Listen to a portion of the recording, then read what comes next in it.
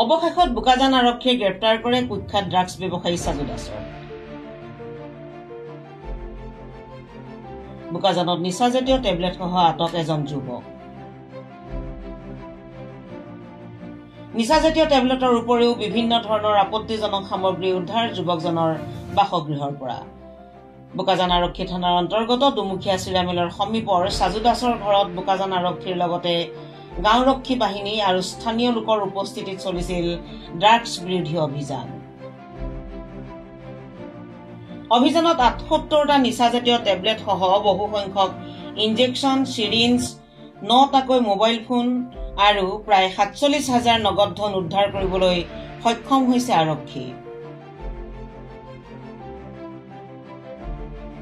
বোকাজান মহকুমাৰ মহকুমা আৰক্ষী বিষয়া ৰুস্তম ৰাজ ব্ৰহ্মৰ উপস্থিতিত আৰক্ষীয়ে বোকাজানৰ সাজু দাসক আটক কৰে। বহুদিনৰ পৰা সাজু দাস ড্ৰাগছ ব্যৱসায়ীৰ লগত জড়িত থকাৰ সন্দেহ প্ৰকাশ কৰিছে আৰক্ষীয়ে। বৰ্তমান আৰক্ষীয়ে সাজু দাসক অধিক তথ্যৰ বাবে জেৰা অব্যাহত ৰাখিছে।